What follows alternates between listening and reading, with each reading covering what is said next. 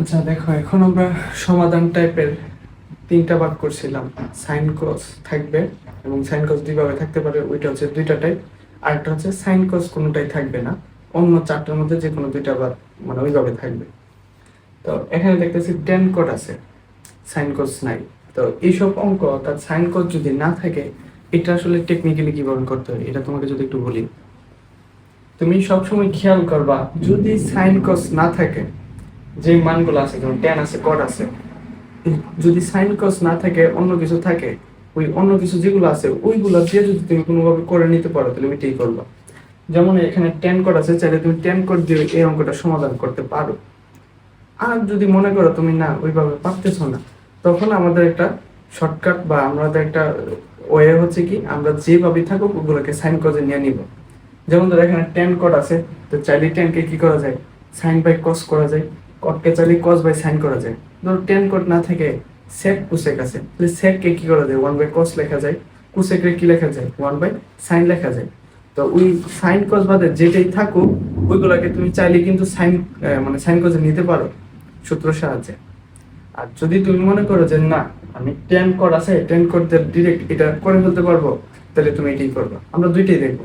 এটাকে প্রথমে ten code দিয়ে করব, তারপর আমরা টেন কোডে যেহেতু যখন আমরা মনে করবো যে না আমরা টেন কোডে পারতেছি না, পরীক্ষাতে আসছে বা প্র্যাকটিস করতে গেছে পারতেছো না, তখন তুমি কি করলা, ডিরেক্ট না করে ইনডিরেক্টলি করবো। ইনডিরেক্টলি বলতে কি, ওই মানটাকে আগে সাইন কজে নিবা, নিয়ে সাইন কজের ক্যালকুলেশন করবা। সাইন কজের ক্যালকুলেশন তো একটু আগে আমরা শিখলাম ওইভাবে আর কি। তো আসো আগে যদি আমরা টেন কোডের মধ্যে মধ্যে করি যে যেভাবে সেভাবে, তুমি একটা জিনিস খেয়াল করবা, টেন আর কট এরা দুইজনের মধ্যে কিন্তু নিজস্ব সম্পর্ক আছে। তো যখন টেন কট একসাথে থাকবে তখন তুমি যখন সমাধান করবা তুমি ইজিলি করতে পারবে। যেমন কটকে যদি ভাঙি ওয়ান বাই টেন, টেনকে ভাঙলে ওয়ান বাই কট। আর আমাদের সমাধান করার প্রথম এবং শেষ শর্তটা কি, সবাইকে একই রকম করে নেওয়া।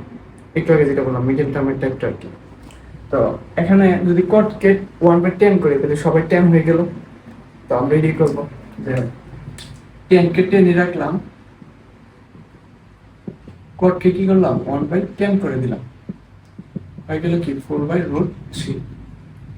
তাহলে tan theta is equal to tan square theta plus one is equal to four by root three. দেখো এখন যদি আর আর গুণ করি তাহলে কি হবে, tan square root three tan square plus root three is equal to four tan theta. এখন যদি সবগুলোকে এক পাশ করে দিই, root three tan square theta minus four tan theta plus root three is equal to zero. দেখো তো middle টার্মের মতন হয়ে গেল না? মিডল টার্মের মতন হবে কিরকম, root three x square minus four x plus root three is equal to zero হলে এক্স এর মান কত? তাহলে কিভাবে করতে হয়, প্রথমটা আর শেষটা গুণ করতে হয়। তুমি বলো রুট থ্রি গুণ করলে কত হবে, রুট থ্রি গুণ করলে থ্রি, তার মানে গুণ করে থ্রি হইতে হবে এবং যোগ বিয়োগ করে কত হইতে হবে, ফোর হইতে হবে। তাহলে থ্রি গুণন ওয়ান ইকুয়াল টু কত, ফোর, মানে থ্রি, এবং থ্রি আর ওয়ান যোগ করলে কত হয়, ফোর হয়। তাহলে গুণ করলে তিন, যোগ করলে ফোর পাইতেছি। কোনটা কোনটা, তিন আর এক। তাহলে তিন আর এক দিয়ে হিসাব করো, তিন আর এক দিয়ে যদি আমরা হিসাব করি তাহলে কি হবে, যে root three tan square theta minus three, কারণ এখানে মাইনাস আছে এই জন্য মাইনাস দিলাম। বড় সংখ্যা কোনটা, তিন। তাহলে থ্রি টেন থিটা, পরেরটা মাইনাস দিব না প্লাস দিব, মান বলবে, মান বড় হচ্ছে তার মানে সেম চিহ্ন থাকবে, কি tan theta plus root three equal to কত, জিরো। তুমি কমন নাও।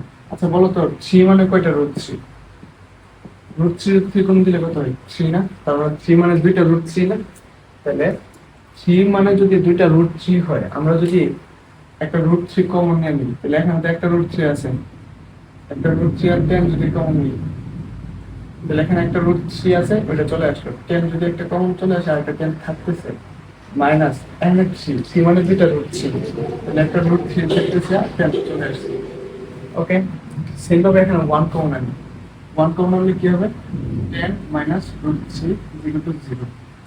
বলো তো এখন কি আছে, tan theta minus root three into root three tan theta minus one equal to zero. তার মানে কি, tan theta minus root three equal to zero বা root three tan theta minus one equal to zero. তাহলে tan theta equal to কত হয়ে নেয়, tan theta equal to root three বা tan theta equal to one by root three. বলো root three কত, tan কত degree মান root three, অবশ্যই চারটা ভালোভাবে মুখস্থ রাখবা। 60 ডিগ্রি না, 60 ডিগ্রি বা কত ডিগ্রি মান, half one by root three, 3 degree. এই মানগুলা ভালোভাবে মুখস্থ করবো। তাহলে আমরা এই অঙ্কটা সাইন কস ছাড়া আসছিল, আমরা সাইন কস ছাড়াই করে ফেলছি। এখন আমার কাজ হচ্ছে এই অঙ্কটা যদি সাইন কস দিয়ে আমরা করতে চাই তাহলে কিভাবে করবো একটু দেখি।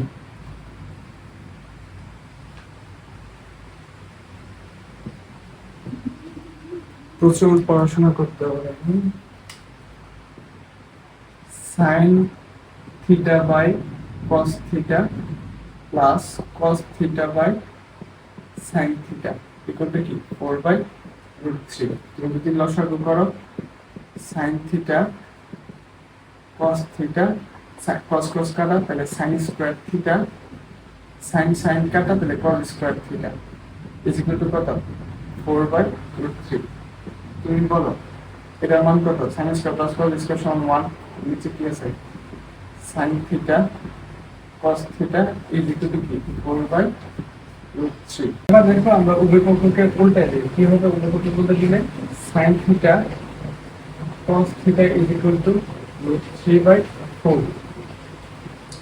তো দেখো আমরা ওই যে রুলসটা পড়ছিলাম প্রথমটা, যদি সাইন কস একসাথে থাকে এবং কারোর উপর যদি স্কয়ার না থাকে উভয় পক্ষকে কি করে দিতে হয়, উপরে কারেন্ট চলে গেছে। ঠিক আছে, একটা সেকেন্ড ওয়েট করো, চলে গেছিল, আমরা অঙ্কটা শেষ করে দিই। আমরা টাইপ 1 এর ক্ষেত্রে কি করছিলাম, যদি সাইন কস একসাথে থাকে এবং কারোর উপর যদি স্কয়ার না থাকে তাহলে কি করতে হয়, যেমন দেখো এখানে সাইন কস আছে কারোর উপর স্কয়ার না, তাহলে উভয় পক্ষকে কি করতে হবে, বর্গ করে দিতে হবে। তাহলে আমরা কি করব, উভয় পক্ষকে বর্গ করে দিলাম।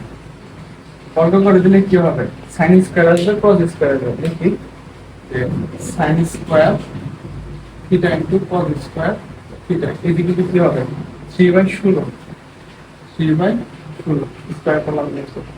আচ্ছা এবার কাজ কি, দেখো আবার দুইটার উপর স্কয়ার আসছে, তাহলে যে কোনো একটা স্কয়ারকে কি করে দিতে হবে, চেঞ্জ করে দিতে হবে এটাকে সেম আনার জন্য।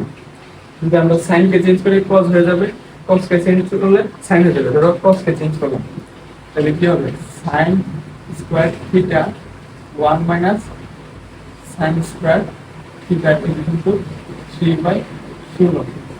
এখন দেখো আমরা যদি 1 এর সাথে গুণ করি তো sin theta minus sin to the power 4 square square গুণ করে আর এখানে হলো 3/16। এখন যদি তুমি আবার গুণ করো তাহলে 16 sin theta minus 16 sin to the power 4 is equal two 3। এখন যদি মাইনাস দ্বারা গুণ করো তাহলে কি হবে 16 sin to the power 4 minus 16 sin square, ওইটা হবে মাইনাসের 3, কিন্তু এই পাশে এসে কি হয়ে যাবে প্লাসের 3 হয়ে যাবে। এখন দেখো এটা আবার মিডল টার্মের মতো হচ্ছে, তবে এটা স্কয়ার না 4 এর। এখন যদি তুমি এটা এই 4 এর মিডল টার্ম করো তুমি দেখো অঙ্কটা মিলে যাবে। তো প্রসেসটা বুঝতে পারতেছো অনেক বড় এবং অঙ্কটা আরো অনেক বড় হবে। তো এই জন্য আমরা কি করব, যেটা যেভাবে মানে যেটা যেভাবে করলে তোমার ছোট হয় বা যেভাবে করলে তুমি বুঝবার সহজে ওইভাবে করবে। তখন এই অঙ্কটা আমরা যখন প্রথম টাইপে করছিলাম তখন 10 কোড দিয়ে করে ফেলছিলাম।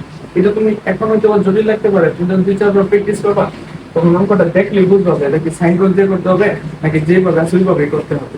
ঠিক আছে, এইটাতে আমরা চেষ্টা করব যেভাবে দেওয়া আছে ওইভাবের মধ্যে শেষ করে নেওয়া। যদি না পারি তাহলে এইভাবে আমরা ইয়া করে মানে শেষ করতে সাইনকে যাই না, তারপর মিডিয়াল টার্ম করবো।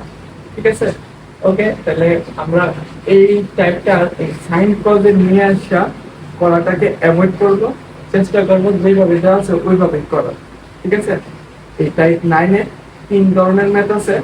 সাইন কস কোনো পাওয়ার নাই, সাইন কস কারো না কারোর উপর পাওয়ার আছে এবং সাইন কস বাদে টেন কট সেট কোসেকে এই 3 ধরনের ম্যাথের দেখবা 3টা ভাগ দেওয়া আছে, সবগুলো ম্যাথ করে তুমি আমাকে হচ্ছে জানাবা আর কি।